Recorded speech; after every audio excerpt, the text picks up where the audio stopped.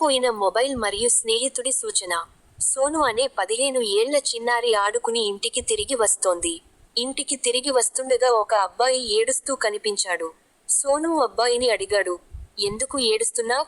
ఆ కుర్రాడు కన్నీళ్లు తుడుచుకుని ఏడుస్తూ ఇలా అన్నాడు, నా కొత్త మొబైల్ పోగొట్టుకున్నాను. నాది నిరుపేద కుటుంబం అయినప్పటికీ మా నాన్న నాకు మొబైల్ కొనిచ్చాడు. నేను నా కొత్త మొబైల్ పోగొట్టుకున్నాను అని మా నాన్నకు తెలిస్తే కోపం వస్తుంది. నేను దాని కోసం ప్రతిచోటా వెతికాను కానీ కనుగొనలేకపోయాను. నేను ఇప్పుడు ఏమి చేస్తాను? దానికి సోను, ఇది నిజంగా బాధాకరం. నేను ఇప్పుడు ఏమీ చేయలేను కానీ మీరు దయచేసి మీ మొబైల్ మరియు చిరునామా వివరాలను కూడా నాకు ఇవ్వగలిగితే, నేను మీ మొబైల్ కనుగొంటే, నేను దానిని మీకు తిరిగి ఇవ్వగలను.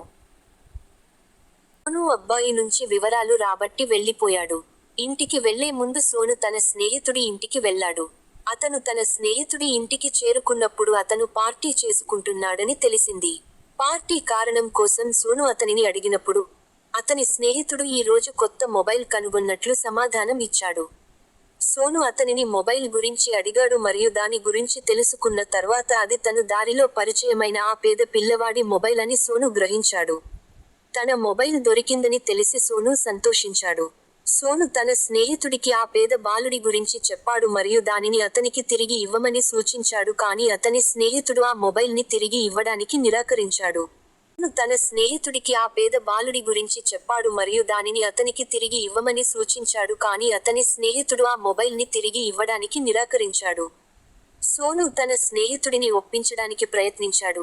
కానీ అతని స్నేహితుడు అతనిని పట్టించుకోలేదు మరియు అతని పార్టీని కొనసాగించాడు. సోను బాధపడి వెళ్లిపోయింది. ఒక నెల తర్వాత సోను తన స్నేహితుడిని పార్కులో చూశాడు. తను ఏడుస్తూ చూసింది. సోను తన స్నేహితుడిని అడిగాడు, ఏమైంది? ఎందుకు ఏడుస్తున్నావు? నేను నా కొత్త మొబైల్ పోగొట్టుకున్నాను అని అతని స్నేహితుడు బదులిచ్చాడు. దానికి సోను, అది సరే, నువ్వు ధనవంతుడివి, కొత్తది కొనుక్కోవచ్చు అని సమాధానమిచ్చాడు. అతని స్నేహితుడు, అవును నేను ధనవంతుడిని, కానీ ఆ మొబైల్ను మా నాన్న నాకు బహుమతిగా ఇచ్చారు మరియు నేను నా మొబైల్ను పోగొట్టుకున్నాను అని విని చాలా బాధపడ్డాడు.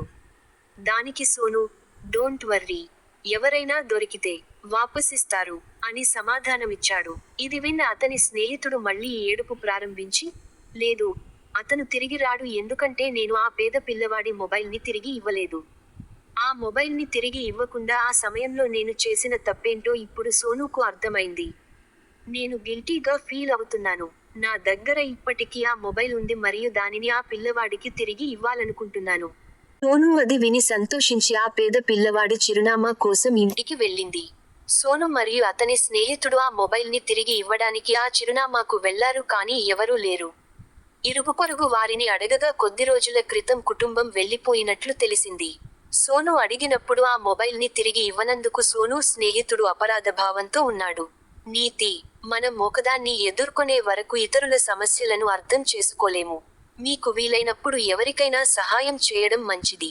ఇతరులకు సహాయం చేయడం ఇతరులకు మాత్రమే కాకుండా మీకు కూడా ఆనందాన్ని ఇస్తుంది.